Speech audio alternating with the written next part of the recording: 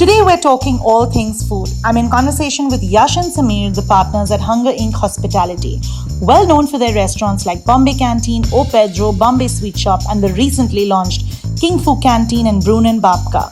The two boys tell me all about their journey, how they began, where they met, and where they are today. What they've learned, the growth, the failures, and what they learned through the process. I hope that you enjoyed this. If you're a startup, there's some great tips in here which could benefit you, whichever industry you're in. I hope you enjoy this.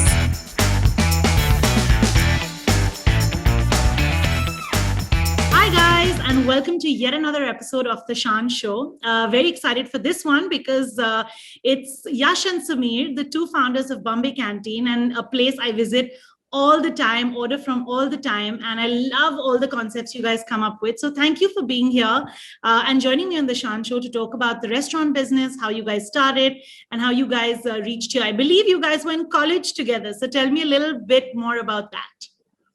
No, thanks for having us. You want to go on that? Yeah, and again, thank you for having us. It's great. It's always fun to talk to you. So we actually studied together in New York at this university. It's called Cornell University. So we both did our masters there, and that's how we ended up meeting. And actually, the funny part of it is that we were in different cohorts. To say, I had taken a slightly different course, which had me in Singapore and New York, whereas he was doing the only New York. So we actually only spent like 8 months together.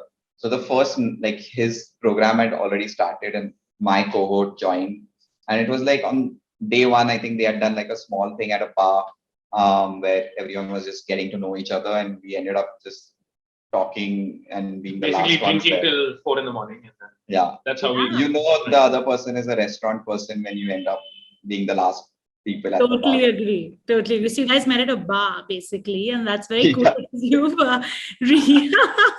reinvented. I mean, I love coming to Bombay Canteen to eat as well as just for a drink, right? I love how you guys have done up your bar and always have different concepts. So I'm going to ask you, I know Bombay Canteen's not your only baby.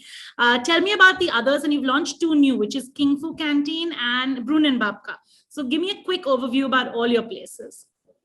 So I think obviously life started with Bombay Canteen, right? So I was working in New York at that time with Chef Floyd, and I had just helped him I helped open a restaurant that year with him.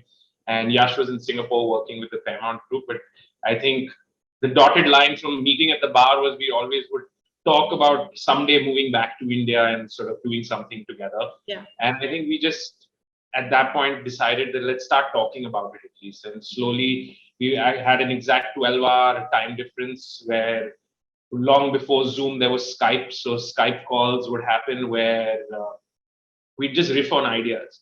And more than anything else, what really sort of struck us that I was sitting in the States, Yash was in Singapore, what we were really seeing happen back in 2012, 2013 was like, there were restaurants which were reimagining local foods in those countries, which were just having fun with the food, right? And we really started asking the question, why is this not happening with Indian food? You either went to, you ate Indian food at home, or you went to some version of Moti Mahal or Copper Chimney to eat, and you knew exactly what you wanted before you even walked in, right? You knew your order.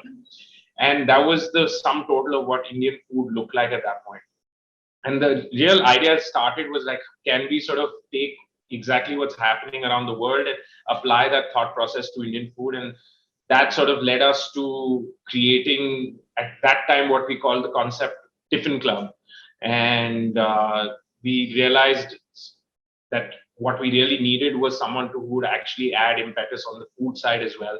So we took, while Yash and I developed the concept, we took it to Chef Floyd, who I was working with at that time. And lo and behold, he agreed to come on board, and the rest, as they say, is history. I think it still took us about a year and a half after getting all those things in place to really open in February 2015. But really, it's been sort of such a great journey since then. Bombay, like the whole idea behind Bombay Canteen is to celebrate everything that is Indian food, and it's been an amazing journey since then. Along the way, obviously, we've had a chance to build an amazing team, and then in 2017, we opened O Pedro, which again looked at reimagining Goan food. And I'll let Yash tell you the story about how we came up with that. And then last year, just before the pandemic hit, we opened Bombay Sweet Shop, which was our first foray into food product, so to speak. And 2 weeks ago, we opened King Fu Canteen and Brunn and Babka. We literally, I feel, decided on I think the first version of this lockdown was announced that Sunday. Monday morning, we all met as a team. Monday afternoon, we decided we are going to open these two concepts, and Friday we launched them. Wow. Really, like the idea there was that we needed to give ourselves a goal which would not focus on the negativity and despair, and really like motivate all of us as a team. And it's been amazing to see everyone rally and bring it to life, and hopefully you'll get to enjoy it soon as well. I'm so excited. I want to ask you, before you tell me about O Pedro, everything is like reimagining a cuisine. I've noticed that while you were talking. So like even Goan, is that the kind of idea that you guys have to, obviously, to bring in something new? I've noticed that everything you guys do is not existed really before. But is that like Bombay Sweet Shop, right? You're getting a cool mithai really, or like a different version of a peda. So the challenge is, I always say this, and maybe in some time it'll be wrong, is we have a very young team, and like even on the founders, we were average age was quite young. Samir is quite old, but the idea for us was like, how do our brands be more approachable and accessible in today's day and age? Yeah. Right, and that's where the reimagining comes. Is where, how do you look at a mithai from today's day and age? I always say this is, when we thought of Bombay Sweet Shop, and I started looking at just sweets, right? And I'll quickly summarize it. Like 15 years ago, if you went to the Kirana store, right? Or 20 years ago, you went to the Kirana store, we used to ask our parents to get us a dairy milk. And the dairy milk used to have a gold foil on it, right? The way you consumed that dairy milk then was you opened it carefully, you ate one piece at a time, right? Yeah. If you go now and by the time you're back from the store, you've already finished that dairy milk, right? Now, if you look at the same story, from dairy milk, we went to a Kisses chocolate. Someone used to fly to Dubai or the US, and you'll be like, "Mujhe Kisses leke aao, please, I really want it." But you opened that wrapper, you took that small paper out. Then came Ferrero Rocher. Like at Diwali, if someone gifted your home a box of Ferrero Rocher and not dry fruits, that means you actually meant something to that. Yeah. Right? Correct. Again, so super aspirational because of the way it was packaged, it came so well.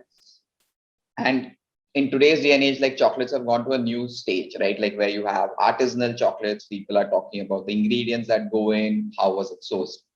If you look at that journey and then you put a similar journey to mithai next to it, right? It's not changed, right? The experience has not changed. The way it has been approached has not changed. And that's where we thought about Bombay Sweet Shop, is like, why something that's so intrinsic to our culture is mithai and sweets. Correct. Why are we not thinking of it in today's day and age, in today's context? And to be honest, we love the flavor, right? We love the flavor of mithai, but we just lost context to it. Like we eat cupcakes, we eat macaroons because they're aspirational. We want to go to France and see how a baker makes bread. Yeah. But when was the last time we stood outside a mithai wala and saw bundi laddu being made? Correct. Right? Yeah. That's beautiful. So like the same thought, like we love the flavor, was when we started talking about Indian Chinese. Like, to be honest, Indian Chinese was on our mind 4 years ago before O Pedro. So we had done a lot of research for it, like visited Kolkata. We've also visited different Chinatowns in different countries just to understand the context and why it came about. And a week ago, when we were like, what are the flavors that when you are sitting at home that you love, but you love to hate also, right? And I think Indian Chinese is food we love to hate. Yeah. We won't tell anyone that we love it. Yeah. But if I'm like, for me, I watch a lot of football, and if I'm staying up late at night, I will order egg fried rice and Manchurian. Absolutely. But I won't tell anyone about it. Yeah. So that was it. Like, it's a comfort meal we love. So we're like, why not bring that back? Why not do that in a fun, only digital brand where we don't have a restaurant set up? But with Indian Chinese, people know the flavors, people know what to expect, and we'll put a small spin on it, but bring that comfort back. So I guess reimagining is something we do, but I feel it's more just giving today's context to it. Yeah. And like today's context is like, we're all cooped up at home, right? So like with Brunn and Babka, like when we were talking to Hina about what we want to be doing, we want just something super comforting. We were talking about how you just don't get eclairs easily in Bombay. And so the eclair is not reimagined, but like it's still craving, like it's a craving that it satisfies, and it's perfectly well. So and I think Floyd would always say this, like you have to understand, like take the time to understand the traditional before you can start reimagining it, which is why we travel so much as a team, which is why like even for Bombay Sweet Shop, Girish, who joined us back in the day, spent 2 years traveling all over India, understanding what the basics were of making Indian mithai. Because unless you don't take time to understand that, how are you going to reimagine? Yeah. And that really is the sort of dotted line that connects everything that we do. Yeah, absolutely. And it's great stuff. So unfortunately, we lost Floyd last year, but I want to ask you guys, I'm sure for y'all, it was a tough time. And what was it like working with him when he said, let's do this, let's work together? It must have been such an amazing moment because you were setting up a restaurant with him and then suddenly opening your own together and learning really on the job with him. What was it like? Like, I think I always say this, that it was the best confidence booster the two of us could have had back in the day, right? Like, you're trying to set up stuff on your own. We don't have a background in setting up businesses. My parents have worked in the corporate side. My mom's a teacher. Yash's dad is a doctor and mom's an architect.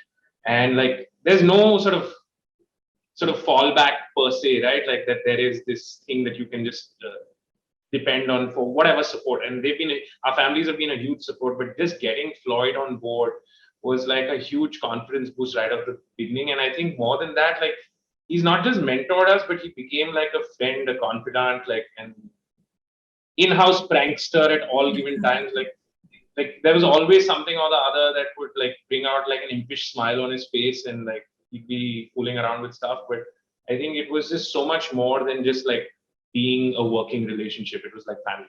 Yeah, I feel, and also like the first time I remember, so we had this, like if we look at our concept note now of what we used to call it Tiffin Club 10, and what Bombay Canteen is now, it's evolved a lot. But the first concept note, and then Sameer was like, you know what, I'm going to just show this to Floyd and get his take on it, and just maybe he'll give us some advice. And he saw it, and Sam presented it to him, and I think he asked him like, I would love to join.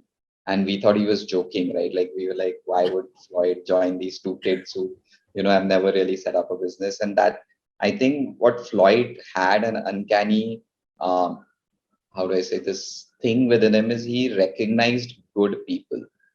Like he is like, and he recognized a good in people also. And we recently, when we celebrated his 1 year anniversary, we just had the team, everyone in the team have a beer and to share stories of what they remember of him. And we had this one girl who shared a really interesting story. And she's like, I met him on his last trip here when we opened Bombay Sweet Shop. And I knew him all of 10 days that he was here. And I had just finished 15 days in the company. But she's like, before he was leaving to go back to New York, his cab was waiting. He went across every team member and shake their hand and said, take care of Bombay Sweet Shop. We are going to do this together. And she's like, that's what I remember of him. He's like, I don't know this person at all, but he made the choice, and every time he used to do this, he used to touch every team member before he left. And it was just such a simple thing to do, but it made the other person's day, or it made their like experience so much better. Yeah, that's a great leader. Like she's just been there 15 days and that must have really motivated her. Exactly. To work harder. So tell me, you guys are always known for doing the best events, and I've been for your Independence Day Dawat. You do great collabs, always doing fun cocktail events. I recently came to one as well. What's the idea behind that? Because it's such every concept is cooler than the other. So how did you guys start these, and what's the idea behind it? I'll start with again. I think for us, like I think each one had a reason for coming to life, right? Like, and I think right at the beginning, as we opened Bombay Canteen, it became clear to us that we needed to sort of find different reasons to get people to be part of what we were doing, that create that sense of community around it. And I think as we were trying to think this through, we said we are a restaurant that celebrates all things India, and what better day to celebrate India than Independence Day, right? And I think the idea really sort of came from Avinash, who runs Please See, and his wife Pritha, where they were like, why not look? And the inspiration was a langar.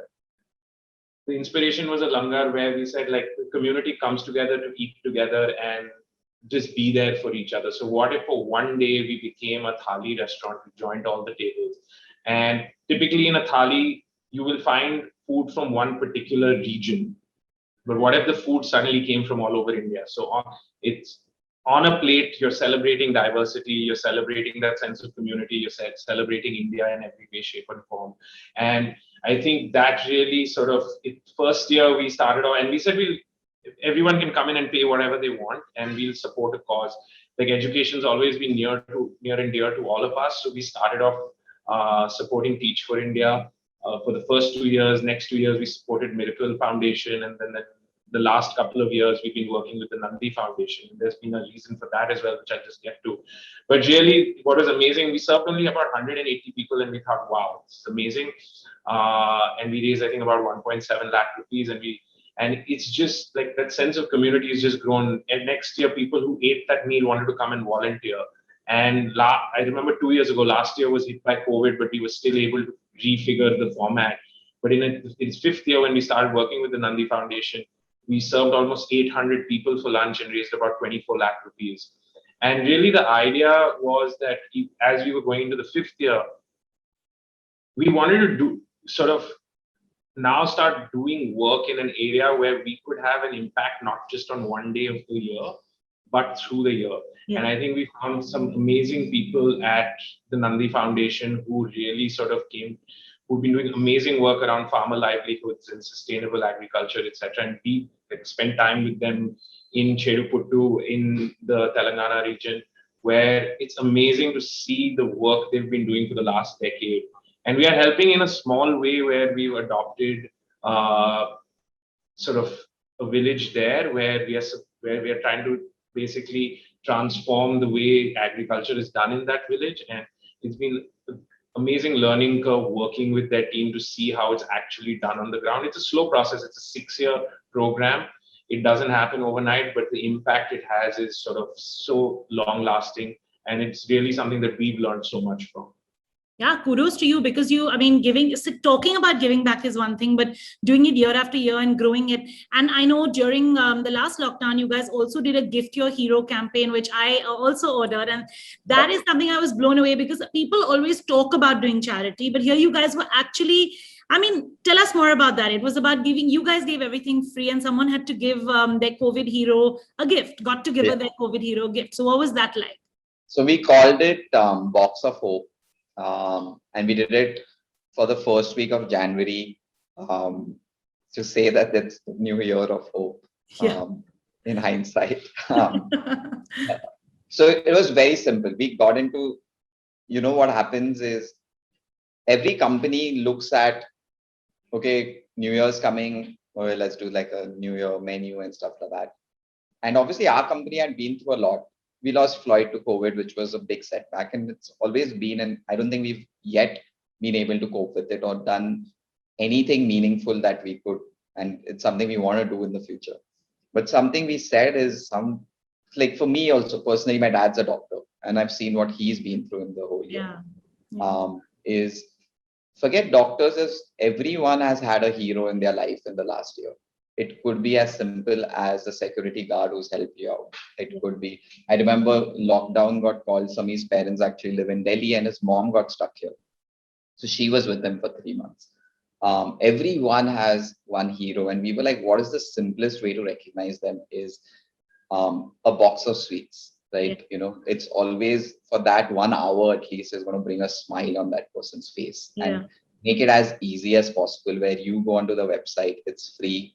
You select the box and you put in the address, your message, and we'll have it delivered for you. And it was such a fun experience to do it, because you could see the messages coming in and you did not realize the kind of impact COVID has had on people's lives. And I think it makes us also being grateful for what we have. So it was a fun thing, but it also meant a lot to us. And I hope it meant to the people who got the box of hope as well. Yeah, I'm sure. I think like you said, it's the smallest person that you come across, your security guard, your staff at home, some people, elderly people who didn't even get vegetables, who couldn't step out and their family doesn't live there. So someone that helped them. I want to move a little more to the business side now, because we are a community that talks more about setting up, starting up. So tell me, a lot of restaurants do launch. They are short-lived. Some really last long. Some manage, some don't, some stay afloat. What do you think that some common mistakes that entrepreneurs make when setting up restaurant spaces, QSR concepts? Anything that you can highlight? So I'll start first, and I think Samir will obviously add to it. I feel getting into the business for the right reason. Obviously, profitability should always be on your mind and making money. But I feel restaurant as a business comes across as a really glamorous business. Yeah. The amount of calls that I get from like asking for advice saying, bro, I want to open a restaurant. I know this personality. I know this film star. They'll come and, they'll post about it. It's so much more than that. I'm not saying that that does not help you spread the word, but that will help you spread the word for that day. Yeah. Right. And it's Instagram. We live in a world where we need that instant gratification. Correct. Yeah. So that's not a business plan, right? You need to get into it for the right reasons. We always tell people, especially if you're getting into restaurants, is go get experience at someone else's expense. Samir, for example, did his IIM, used to work with Citibank, but after that started working in restaurants in Delhi. He went to Cornell and then worked in restaurants in New York. I have been in this industry now for 13 years. I've done all that I needed to do. I did my hotel management, but I started as a waiter. I've done that in restaurants and hotels for 3 years in India, then went to New York, went to Singapore, again worked in restaurants.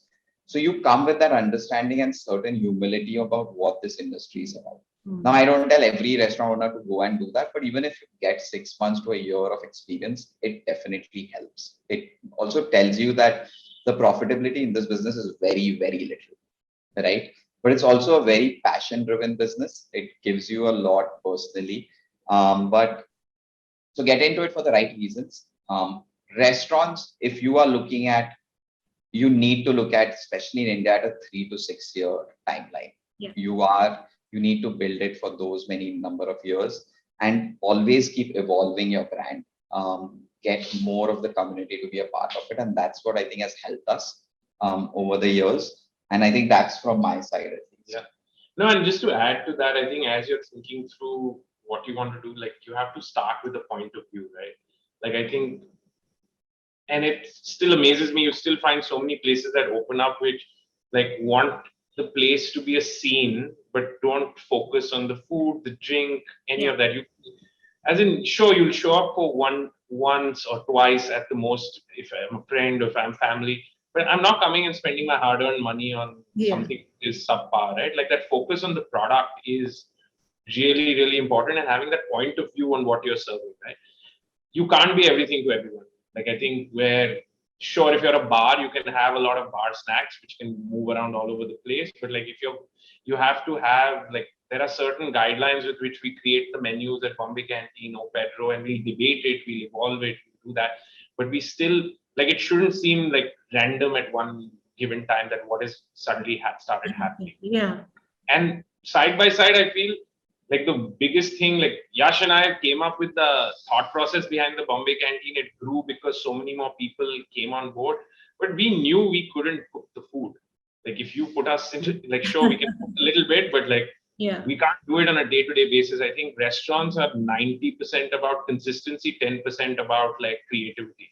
Okay. So finding, like, having Chef Floyd, having Thomas, having Hussain, having the whole team around them has made the biggest difference. Like today, I'm hoping that you come back because you're assured of that consistency when you come to one of our places. Otherwise, you wouldn't be coming back.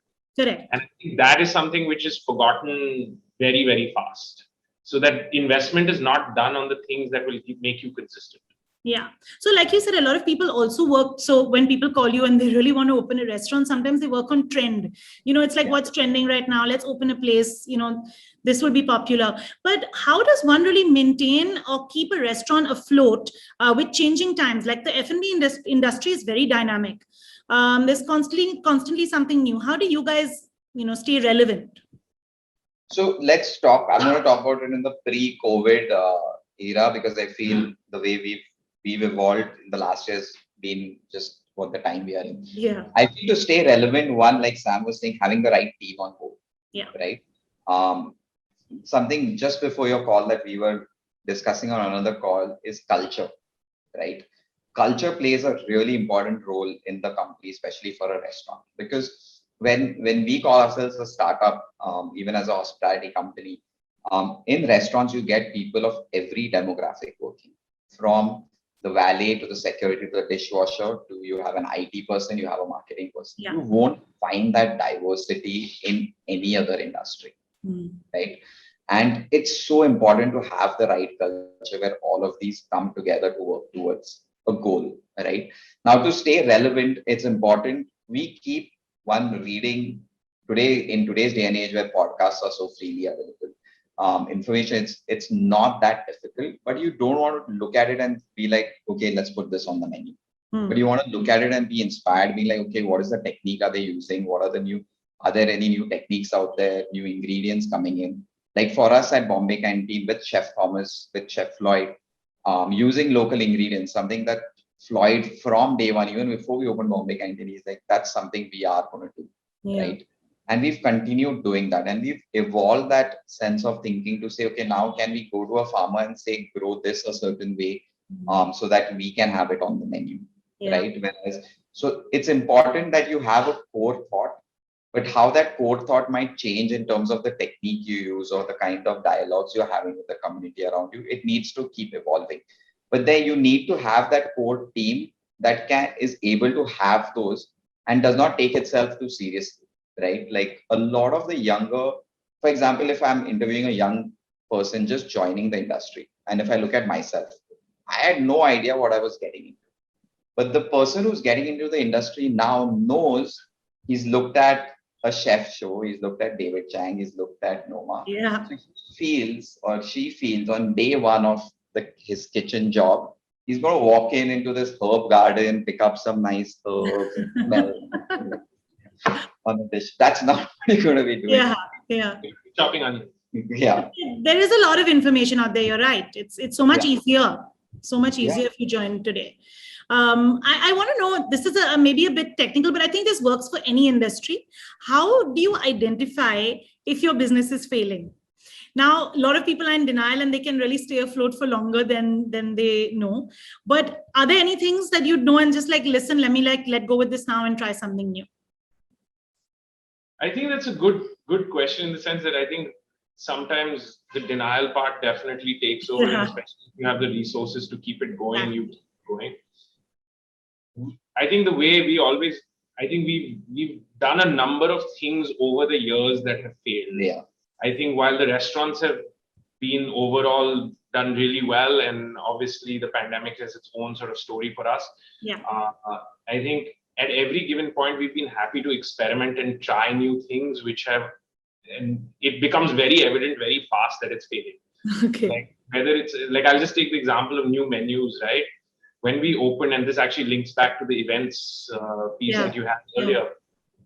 When we opened, I was coming from New York, Yash was coming from Singapore. Like our bar menu was something which we really both of us were very proud of.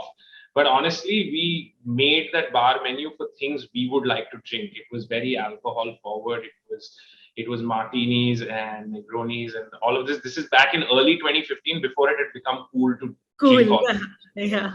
And what we found really fast was like the context of drinking at a bar in India was Long Island iced teas and mojitos still. So we couldn't understand why cocktails weren't moving at all till we sort of had conversations with people, and then we started evolving, right? Like, and we were like, we need to slowly build this cocktail culture. Yeah. But the data clearly showed us that it was failing. Like, people were not ordering cocktails and they were being sent back for one reason or the other. So like, if you have your ears to the ground, you will see the signs. You have to be willing to accept it. Yeah. And I think what we were able to do over the next 2-3 years was a response to those first 6 months, where we said, why not tell the stories of Bombay through our cocktail menu? So people come for the story, try the drink. Hopefully they like the drink. We also changed the way we made them more fruit forward to begin with. And now suddenly we are in the midst of this amazing cocktail renaissance in India where a lot of craft spirits are coming out. Like the whole conversation in the ecosystem has changed in 6 years drastically. And we've evolved with the time. So I think that like you have to, if we had told ourselves, no, this is the only way we'll continue to do it, it would have continued failing. Yeah. So you have to be honest with yourself more than anything. And I feel in India, it happens more because of an ego. Yeah. Right. Correct. More than the money not being enough. Like we today, like the reason I said we talk about the pre-COVID era. Now when we plan anything, we are planning like yesterday, we plan for only 15 days. Right. Come when COVID hit and what happened to Floyd, and after that, we have made a really nice 6-month document. And I like that we put that document of just everything we want to achieve. Yeah. But at that point, we said, okay, we are not going to make money. It's impossible. But what we are going to make is we're going to keep the goodwill that we have with our guests and our team members. Let's try and achieve that in 6 months. How are we going to keep doing workshops? How are we going to put Insta Live in terms of just making sure that our guests still get to see us, remember us, make sure that we stay top of mind. Yeah. Because if you go in saying, okay, I'm still going to try making money, it's not possible. You need to look at the environment you are in. Yeah. So being a bit more grounded in your approach. But for me, I feel in India that doesn't happen. It's just an ego saying that if I throw more money at it, it is going to work at some point.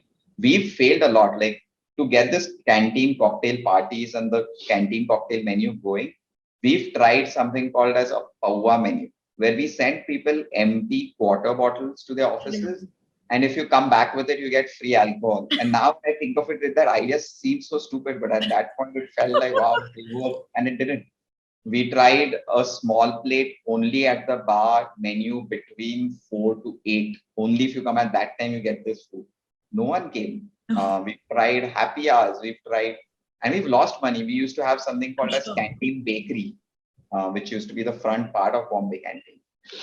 We tried that for a year and a half, failed miserably, and then we renovated that part to put in more seating because we realized people weren't coming to us because we were a bakery as a restaurant.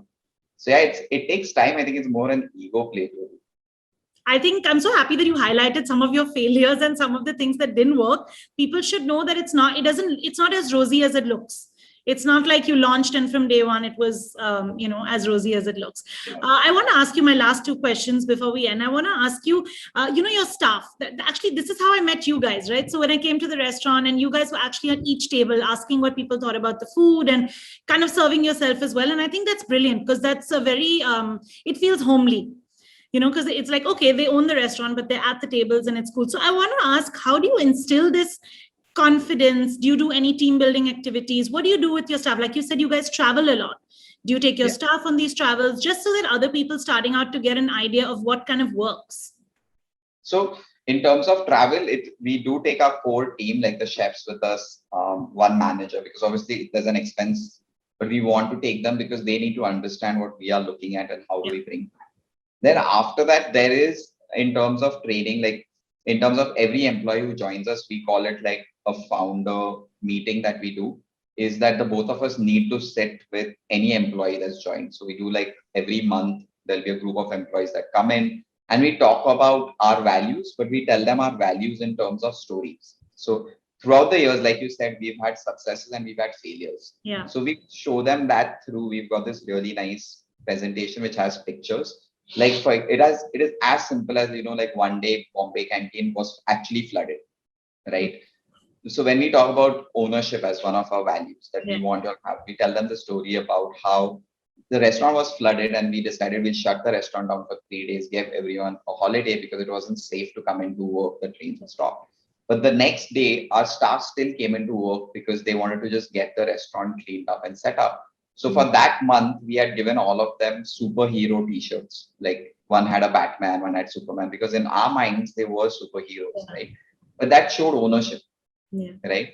So we don't want to instill these poster values where you make a value called honesty and stick it up on the wall somewhere. You need to be able to talk about it in a way that is relatable to them. We talk about something called hospitality first, which means that I should be treated the way you treat a guest, Yeah. right? So for an employee, if I don't treat you right, you're not going to treat the guest right. So they need to be able to see that. And I still say it, Hunger Inc. as a company has its bad days. There are days when we don't get things right. It happens often. We have disgruntled employees. But if you don't go in the next day saying, I'm going to make it right, that's where the culture will keep dropping, right? When you start making excuses, oh, in India, this is how it is. You know, Yeah. this is, we've heard this a lot. Like, oh, in India, this is, but it's not. It can be changed, but change happens slowly. And I think just to add to what Yash was saying, to your point on confidence, right? Like, I don't think it happens overnight, because I think culturally, we've spoken about this a lot. Service equals servitude here, unfortunately, right? Yeah. And one of the biggest things that changed my mindset, and I know Yash's mindset, is like we had the opportunity to go and work in different countries where we saw the opposite come true, and where everyone was on the same table. It was a level playing field as far as just being human beings with each other, right? Correct. Yeah. And I think that is so important. So a lot of time over the years was spent, over the last 6-7 years has been spent like talking about how to just be like, again, just, you can't say be confident to someone and they'll be confident. It's only when they start practicing it. Yeah. Like suddenly you can describe the dish not just in terms of ingredients, but in terms of like its flavors and what it tasted like to you, because you have tasted the dish, and suddenly you will talk about it like you made it in the kitchen. Yeah. And hopefully you as a guest then appreciate that, and then you start talking to them. Like, you know, like to me, like the most sort of pride-filled moments, honestly, are when like guests come and sit at the bar and just want to have a drink on their own and chat with the bartender. Right? Yeah. Yeah. To me, like that's when we sort of maybe move the needle just a little bit. Yeah. On this. Yeah. Absolutely. That's great advice.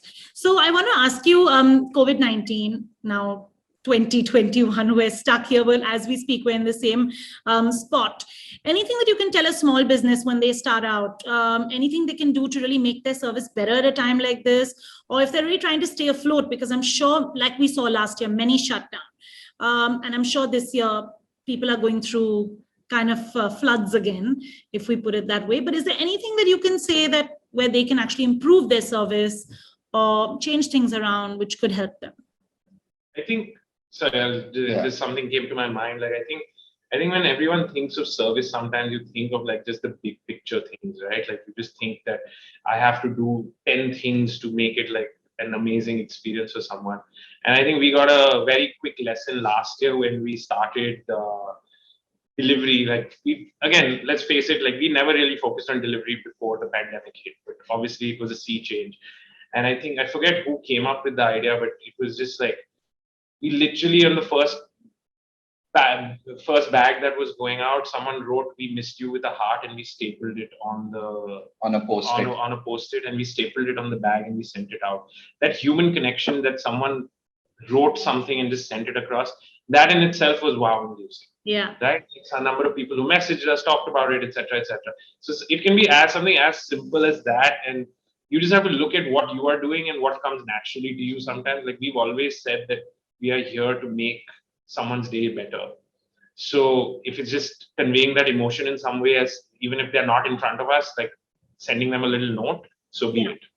I think, and it's easy for us to say, I'm going to be honest, I have been frustrated. I've banged my head, and I'm like every other small business owner out there. Like, I want all of them to know that we feel the same. Like, we are as bad as they are.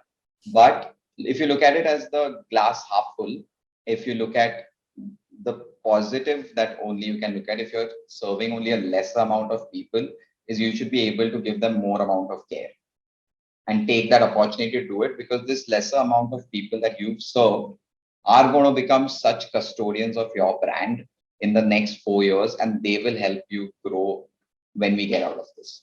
So look at it from that way, but don't feel that you're alone in this. We are as frustrated as all of them, and we are in the same boat as them, but it's just looking at that glass half full and doing the most that you can. Actually, that's so spot on, because people that I spoke to initially about Bombay Canteen, when you're talking about a new restaurant, everyone's like, how was it? What's your review? What's the food like? But I have a certain group of friends who possibly want to go there every weekend, right? And then when they say it feels like home for them, so they know the food will be the same. So that's consistency, like you spoke about earlier. And, the service, the staff serving you, their suggestions are great. So like you said, even in a time like this, if you can reach out to a select few that will be the ones rooting for you, that's great. So my last question for you guys is, because we're a networking community, and I believe so strongly about networking to really grow yourself as a person and professionally, how has it been for you guys? Do you think networking really helped you get to where you are today? Because I'm just trying to change the mindset of people. Everyone thinks networking is so negative, to make it a little more positive. So what are your thoughts? I would say 100%. Like, I think there is no two ways about it. And I've been fortunate enough to have my father be my sort of, actually for both of us, be our sort of mentor on this front. Like, and I've heard this since I was probably like 8 years old. Like, you have to meet people. He's like a master networker, and like, you meet people when you don't need anything from them, right? Yeah. Like, the thing is that networking gets a bad connotation only because it is viewed as transactional. Yes. The moment you do it because you are actually enjoying the conversation, you're actually listening to the other person, like, I feel the entire sort of thought shifts. Yeah. Like, actually enjoyable. Like, Yeah. I remember, like, we met in university, like, they would have these networking events, and some of our classmates would be shit scared of it. Like, because, oh, you're going to have to go speak to someone, but just go speak to them, like, again, like, because you're having the conversation, not because you want a job from them, right? And that's when it becomes nerve-wracking. So that's really, as in to his point, like I remember, because we went into this university at different points of our career. Like Sam had already worked with Citibank. He had done his MBA before as well. So he came from a much more mature point. But when I looked at those networking, it was literally, we were like robots. Like, we used to have competitions at the end of the night to be like, who collected the more business cards. Because the next day you had that email draft saying, it was such a pleasure talking to you yesterday. Basically, give me a job. Yeah. Right. Yeah. And now when we look at it, it's more about meeting like-minded people who will inspire you. Yeah. Because like, it is conversations that we have sometimes and we are like, wow, there's something in this. It's in a different industry, but we could do something like this for us as well. So if you look at it from that point of view of just learning, and like, it is actually, that's one thing in the last year that we've been able to do more, is look at other industries and how we can improve. Like, something we've been working on is the digital aspect of what Hunger Inc. is. Like, we've never focused on the tech part of it. And that's because we are not, and we are honest to ourselves, we are not tech people, right? But when we talk to people from these industries and they tell us like what they are working on, we are like, wow, we could use help with that, because that could inject something new into what we do. So that's something we are also building on, and networking forms a huge part of it. So we are talking to like different CTOs of different companies just to tell us like, how do we go about doing it? And not from a point of view of like hiring someone, but from a point of us to learn something new. And then hopefully when we apply it to ourselves and then go out and hire that person. Yeah. And if you look back at our history, like, the reason where Hunger Inc. today is, or all our restaurants, it's because, like, at the core of it, people led us to other people, and we've created this village around us, right? Like, I can't think of a single person who we've not met, because like pretty much everyone who's today we consider as the core part of why we are where we are, we met through networking, pretty much. And so I think we both drank the Kool-Aid a long time ago, so we are all for it. Yeah. I'm happy. So tell me, before you guys leave this interview, what next? Is there more? I know Brune and Babka and King Fu Canteen are very new, but I'm sure you have plans. What's next? So the idea for us obviously is consolidation this year, making sure both our restaurants in their physical form come back to the experience. The employees come back to the same motivational levels that we had before, which is most important. For us, this year is going to be taking care of our team. They've been through a lot in the past year. How do we make that up to them in this year? We have great plans for Bombay Sweet Shop. We want to build that brand to be able to deliver across India for some of its product. We don't want to deliver products which we feel can't reach fresh to your doorstep. So we want to start building that part of it, and that's something that we've been putting down on paper as well on how do we build that team. And again, that honesty comes there that we've never done an e-commerce brand, but what we are good at is taking care of our guests. We are taking care of people, and using that same thought process to Bombay Sweet Shop and building like a digital part of Hunger Inc., which helps us grow without having a physical presence everywhere, but have that same goodwill is something we are really working on this year.